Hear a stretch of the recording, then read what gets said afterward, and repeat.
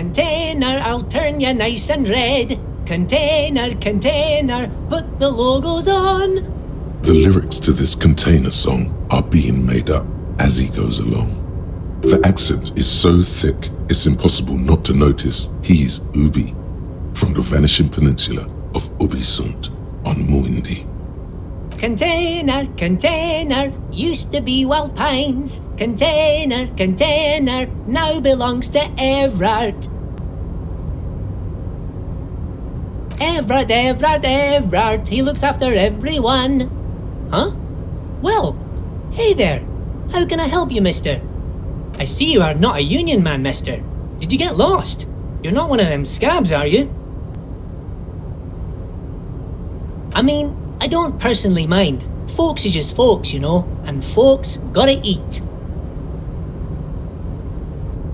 Just some of the other guys don't look too kindly on the scabbing kind, if you know what I mean, mister. Oh yes, born and raised in Arish, mister. Mum had to leave my dad after he got a bit violent. Took us here to the new world. I was about 10 then, too old to lose my accent then.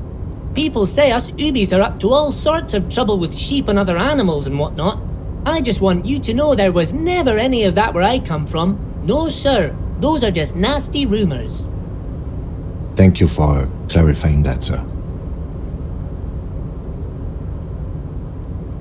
Oh, I'm just making some covers for them containers here. Yes I am. So it's easier for the crane operators to spot them.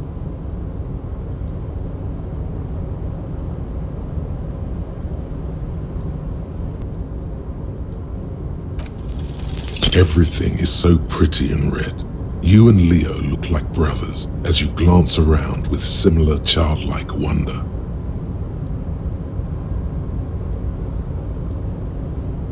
Sure is, mister. Sure is. Really livens up the place. Yes it does. Yes it does. I hate to break this bonding moment, but the red containers mean they are replacing the company livery with the union livery, which means this strike isn't gonna stop anytime soon. Oh, most of the guys are down at the gates, keeping the scabs from coming in. We're on a strike. The whole union is. You don't have to work when you're on strike. Ha! We haven't worked for 2 months now. So no one is working?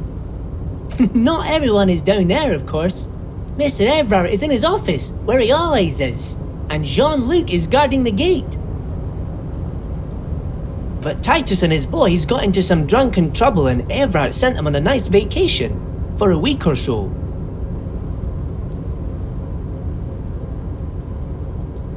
Oh, I'm not really supposed to talk about that.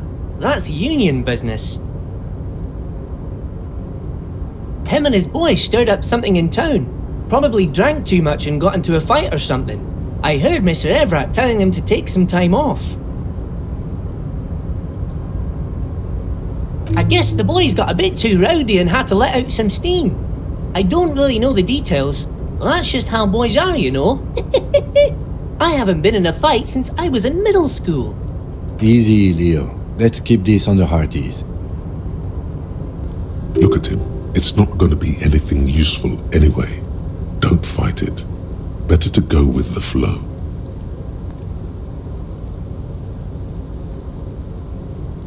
Too late. Leo's mouth is still moving and the words are spewing forth. Words, and look, even more words. This guy could go on till the end of days. Now he's talking about some drunk sawmill owner who, no, he already switched to a prized fishing rod he apparently owned at some point. You know what? Just cut in there with your questions. Yes. Everybody needs a job, and this is mine. I'm Leonard, by the way. Leonard Bellick. But everyone calls me Leo. I'm like Mr. Everett's right-hand man when Mr. Edgar is out of town, and Mr. Edgar's right-hand man when Mr. Everett is away. Actually, Miss Beaufort is the right-hand man, but she's a lady. Who is this, Miss Beaufort? A real pretty lady with a skin like those Douai Sucre candy bars my missus likes so much. Them are real nice to suckle on once the dinner is done and me and the missus sit down beside the radio. But I can't listen to the radio all the time. There's so much to do around here and I'm always busy keeping things running here. Yes I am, yes I am. Stay on this Miss Beaufort topic. Oh, Lizzie, she is a real sharp tool. Mr. Everett put her through some fancy school and everything, east of the river. 4 years she was gone, and when she came back, she was all fancy and lawyerly. He respects that word. That's obvious. But she's a real nice girl. Grew up in this here neighborhood, knows everybody and gets along with everyone. Real pillar of the community one day, I'm sure. If me missus and me was to have a child, I'd be real happy if she turned out like her. But she can't have kids. Dr. Lemaitre said so, and she knows about such things. Been a doctor for almost 50 years she has. So Everett trained a lawyer named Miss Beaufort. Interesting. Yes, this place really seems to run like clockwork. Keep it up, Leo. Well, thanks a lot. Coming from you, it means a lot, really. Sometimes I feel some of the guys don't really get how much I bust my ass for them here. But you guys are alright. Oh, yes, yes. I leave all kinds of notes for myself. That old head of mine ain't so good at keeping things in no more. I almost forgot about the borscht. Oh yes, I've been taking special whirling borscht to the men every day since the strike started. It's very, very good. Makes a man feel so warm and happy. I feel like I could take on Mr. Renadan's boar dogs every time the lunch is done. Power borscht, huh? Never heard of a borscht that turns little guys into dogfighters. Alcohol, however. Yes, yes. I'm taking it to them. The borscht keeps them happy and in fighting spirits. Makes you all warm inside. They brew it in the whirling in rags. Oh, sure, mister. Sure. You do that. Yes, sir. He didn't actually understand what you meant, and now he's just nodding along.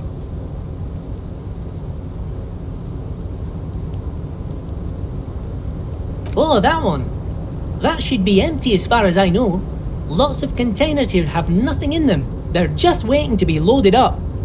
Told you.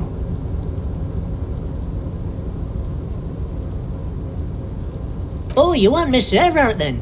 He's an awfully nice fellow, he is.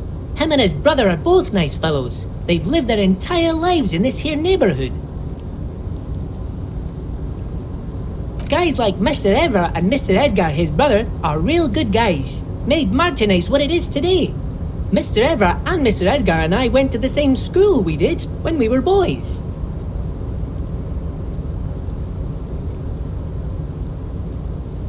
Oh, Mr. Everett is where he always is. In his office, of course. Bye-bye now.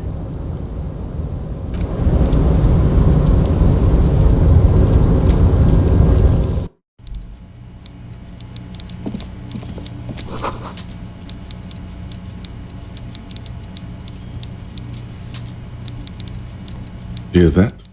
Magnesium. That's what you're lacking. The lack of magnesium has you slouched. The magnesium levels in your blood are dangerously low. It's about the low magnesium levels and not the high alcohol levels.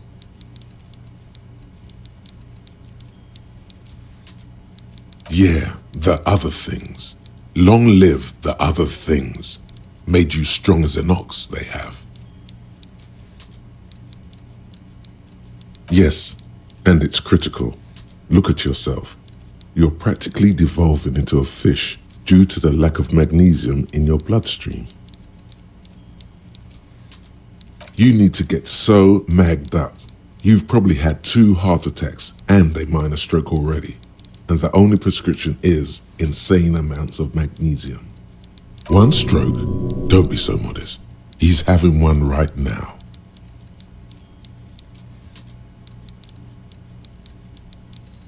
Yes, if you want to live, you need to evolve. You need to transcend the carbon barrier. Go to the apothecary and buy insane amounts of magnesium. It will reverse the damage to your circulatory system. Just remember, it's not the alcohol. Buy more of that too. Alcohol is not the problem. And it's certainly not the dextroamphetamine, nor smoking for 40 years. It's the lack of magnesium and excess of coffee. You should stop drinking coffee. It wreaks havoc on your gastrointestinal system. Hear that? Magnesium. That the magnesium levels in your blood are dangerously low. It's about the low magnesium.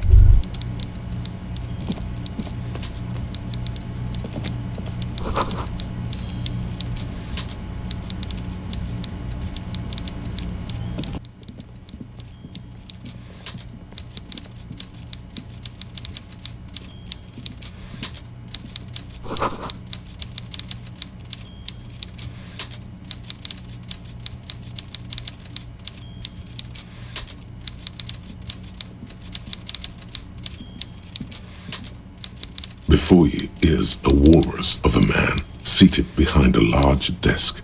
He looks up from his work, not the least bit surprised to see you. With great effort, he straightens himself up in his chair, yet says nothing. He simply stares at you, with a mixture of expectation and impatience, well bottled. Welcome, Mr. Dubois, Mr. Kitsuragi. It's good of you two to stop by. Please, have a seat. I'm Everard Clare, head of the Debarders Union here in Martinez. I'd offer you my hand, but unfortunately my health prevents me from getting up. You understand? He looks extremely comfortable. The tiny folding chair, on the other hand, looks like a torture device. You go ahead, detective. Whatever he has in store for you, it can't be good, he thinks. I'll do my best. Forget about that. What's with this Dubois stuff? You're getting some seriously bad vibes from that name.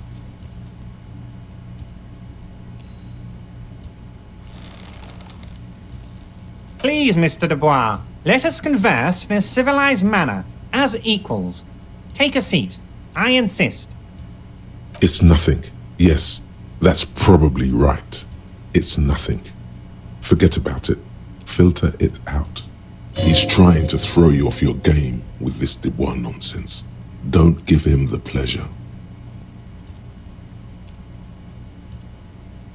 Very well, Mr. Dubois. I respect a man with strong convictions. I, too, have convictions. One of which is that I will not engage with any man who won't face me at eye level. Should you find yourself more amenable in the future, I'd gladly resume our conversation. But until then, I'm afraid I must ask you to leave. You're no Titan of Elysium, buddy. He's got you in a fork. Sit down or leave. Excellent, Mr. Dubois. I can see that you're a reasonable man, and reasonable men can be of great use to one another. So tell me, how can the head of the Debarders Union help a representative of the Revachol Citizens Militia today? The chair you're sitting on has got to be the most uncomfortable chair in the world. It's violating your backside. Oh, by the way, I heard you got a rather rude reception from a certain Lawrence Gart. Some people have no manners, it pains me to say. This should take care of that nonsense.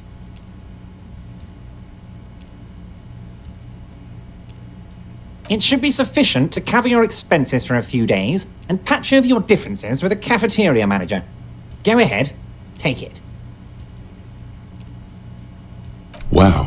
That's 25 real. That's good money. You need it. Yes, I know Lawrence. He's a real character. No union man in him. A real piece of work, that boy is. With a grin, he points to the checker game. It's like you're on a game show. At least don't thank him for it.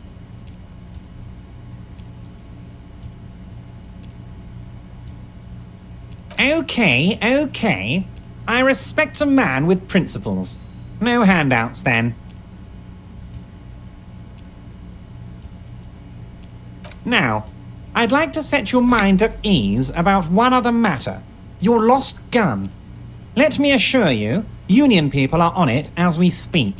I've got my best hounds looking for that lost gun. His slug-like lips move, but all you hear is an echo. Lost gun, lost gun, lost gun.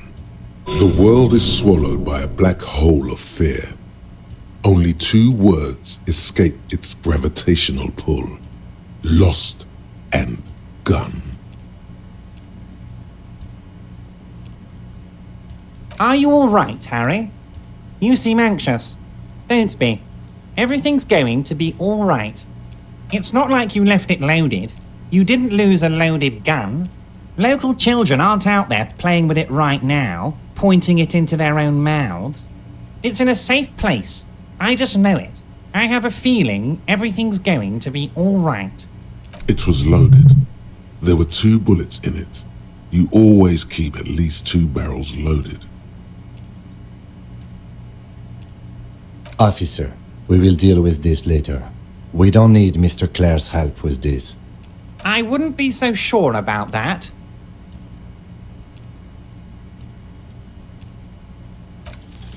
Who does this guy think you are? Ronnie the Rookie? You ain't worried about no lost gun, or unpaid bill, or forgotten name. You're the bad cop. You're probably more corrupt than him.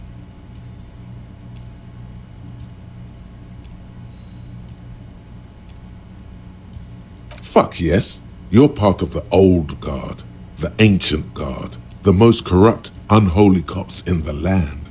Chill out like the black dragon you are.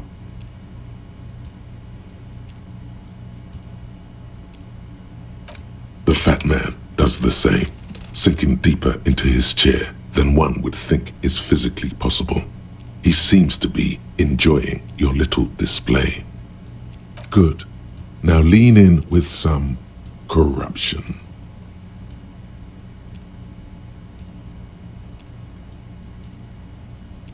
That we do, Harry. Let them say what they will about you and me. We're both born fighters.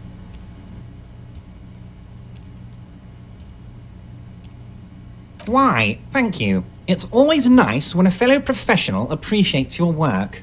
That's it. Now kick back and add a final flourish for dignity.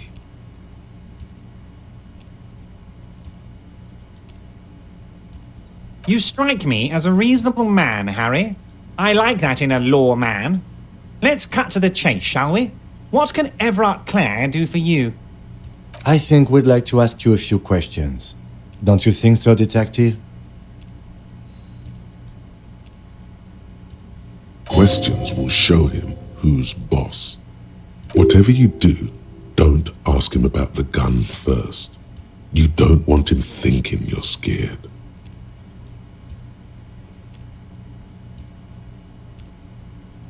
What? Harry, how could you say that to me? You know I appreciate a joke as much as any Johnny Fat Guy, but I can't take slander.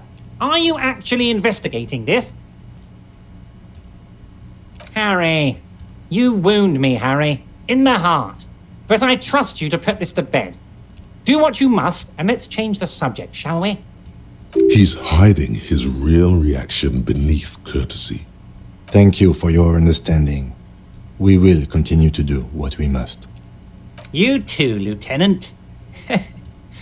You know, I like you, but you never were my favorite. I'm a Harry guy. I'm Team Harry. None taken. Did we have anything else to do here, Harry? Honestly, I didn't want to bring it up, Harry. I heard you have become Measurehead's race pupil.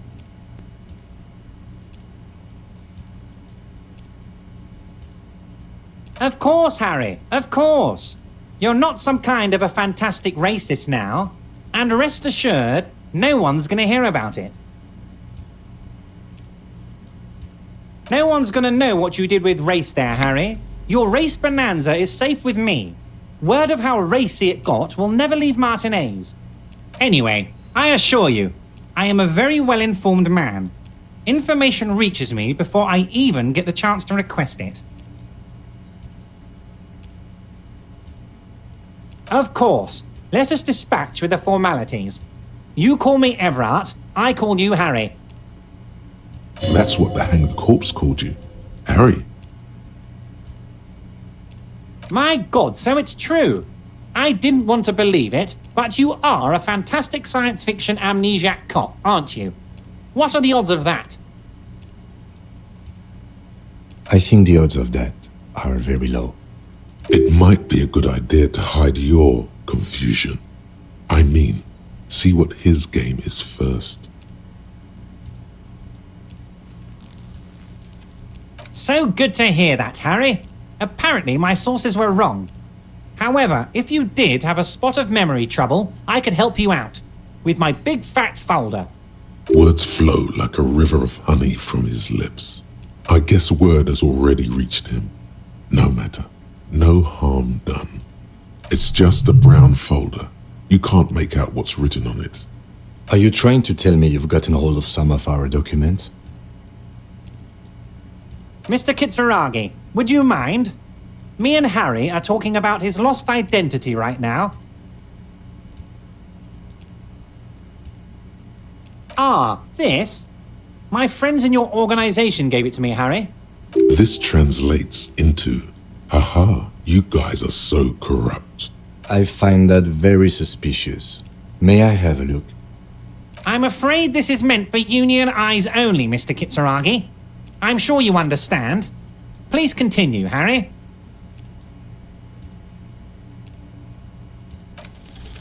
Everard's large hands are covering the folder, but the look on his face says, I know everything about you, Harry. Oh, Harry. Oh, wow. This is really something. I'm sure it's not that bad. At worst, he has an old RCM folder, and I very much doubt even that. So how about it, Harry? You need assistance, I presume? Of course, Harry, of course. Let's not linger on personal details and amnesia. You wanted something from me. Oh, of course. That's your main thing here. That's why you're in Martinez. I know everything that goes on around here, and I would love to discuss it with you. I mean, it's no secret that the lynching is connected to the strike. So much to talk about.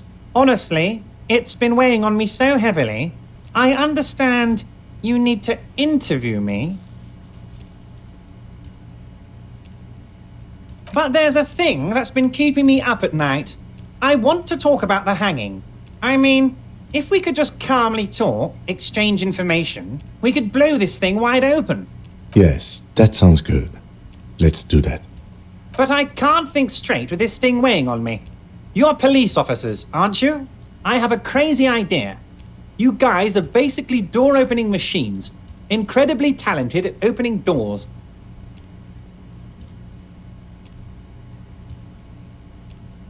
I'm not sure I understand. If you're asking us to break down someone's door, it's not going to happen. Come now, I just need you to go open a little door for me and leave it unlocked.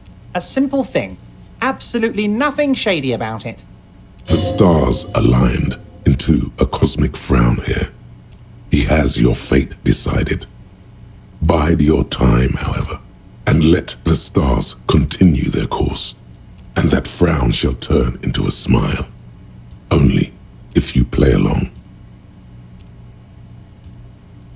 Harry, I'm a very busy man, and more importantly, I don't have that extraordinary physique you do. You look like you could run around all day. You want to send someone a message that the police are working for you. I repeat, I'm a very, very busy man, Mr. Kitsuragi, and therefore I must occasionally enlist outside help. So what will it be, Harry? Harry, my dear friend, I am what people call a local bigwig. I know everything that goes on in Martinez. Oh, no one's. It's just a weasel. A weasel lives there. Nothing for you to worry about. A loud blabbering weasel.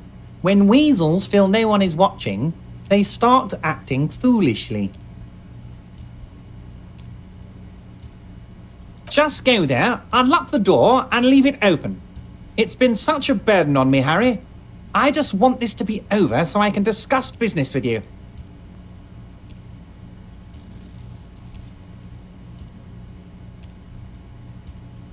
Of course, Harry, I understand. But if that's the case, I don't think we'll ever find your gun. Even worse, we won't be able to speak like equals about the murder. Perhaps this was just bad timing for you. Know that you can always come back to me. I really hope you do.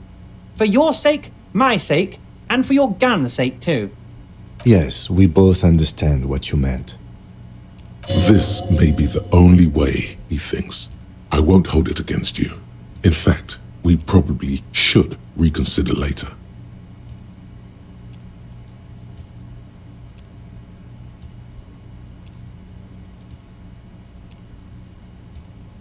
You might have noticed there's one hanging on a tree behind the hostel cafeteria. Oh my. Don't take this question personally, but why would I get involved in this matter? Mr. Clare, the man was hanged with a cargo belt, a steel-reinforced cargo belt. It's safe to assume the Union had something to do with the murder.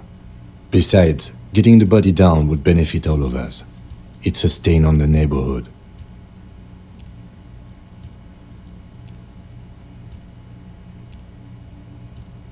I can certainly see how having him up there might start affecting some real estate values. But of course, all joking aside, I am going to help you. Jean-Luc, my boy, I'm sending 2 police officers down. They have a dead body in a tree problem they need help with. Namely, they need it to be taken down. And, Jean, please take it easy with the race science. He's had enough of that. You can find Jean-Luc down at the gates, but you already knew that. Anyway, he's going to help you.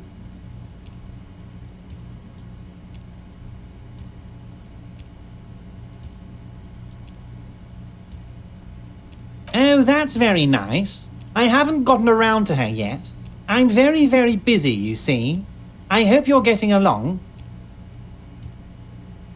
One thing I want to make very clear, Harry, is that this is not some kind of union versus corporation situation. Everyone is just pals here. We're all trying to do what's best for Martinez here. Don't feel like you can't cooperate with her because you and I are such good friends and I'm helping you get that nasty body down from the tree. I'm not a jealous guy.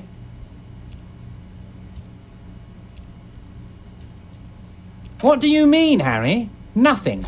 I let him go.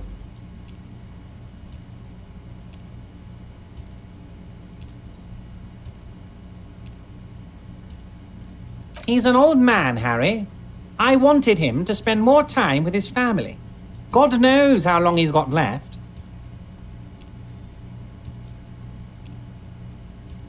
Harry!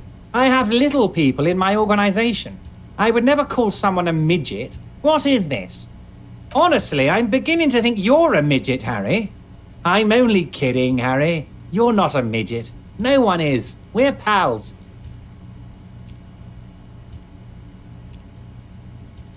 Vanished? Harry, the woman left her casserole in the oven and couldn't make it here in time for the voting. Oh, did I leave my casserole on? Better go home and check.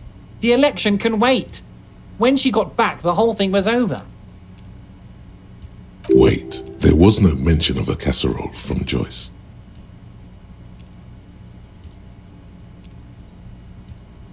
Harry, Harry, Harry. Do not fixate on this little matter. Maybe it was a rabbit stew, or a hairdryer, or an iron. The point is, her heart wasn't in it. Mine was.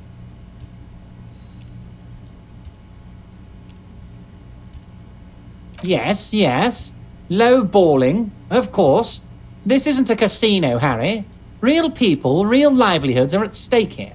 But everything's a casino for those rich types. His expression makes it clear. This is childish and irresponsible behavior. If she actually wants to see me, she will find a way. Any good negotiator would. And I just don't have anything to discuss with a bad negotiator. He doesn't want to see her. It's as simple as that. Of course, Harry. Let me just assure you one more time. It's perfectly okay to share anything we discuss here with this Joyce. This is a completely transparent organization. I have no interest in what she is doing, but I myself have nothing to hide. Your business is your business, and I respect your privacy. Just remember, none of this is secret. Tell her about all of it. My brother's picture, my singing swordfish clock. Tell her how overweight I am and how I'm helping you find your lost gun. Tell her about everything. Everett doesn't mind. It is rather interesting to tell people things about each other, isn't it? It was nice telling him about her right now. My dear Harry, there are literally millions of containers in this harbour. I couldn't possibly remember what's in all of them.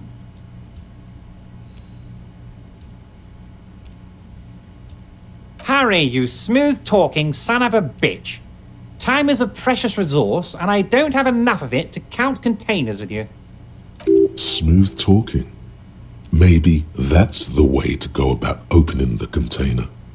You should at least try convincing it. I don't know what that means, Harry. Shady brew? There are so many moving parts in my operation, I can't keep track of them all. You know what? Don't even tell me. Whatever it is, do it. Surprise me. Just one thing. If you can, make it even shadier. He sincerely has no idea what you were talking about. And he doesn't care either. Wait. You need this to get in and out through the gate.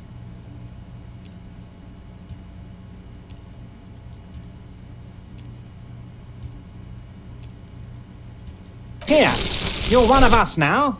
A real red and white union man. Take care, Harry. The 15th Indo tribe.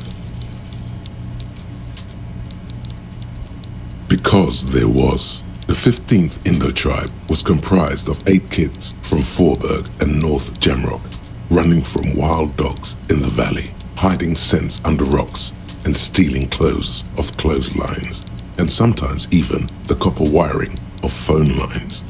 You may have been one of them. This must be a childhood memory. The 15th Indo tribe was your Indo tribe, set to rule in Cylinder. The rest of the kids are dead now. Car accidents and drug overdoses. Only you remain.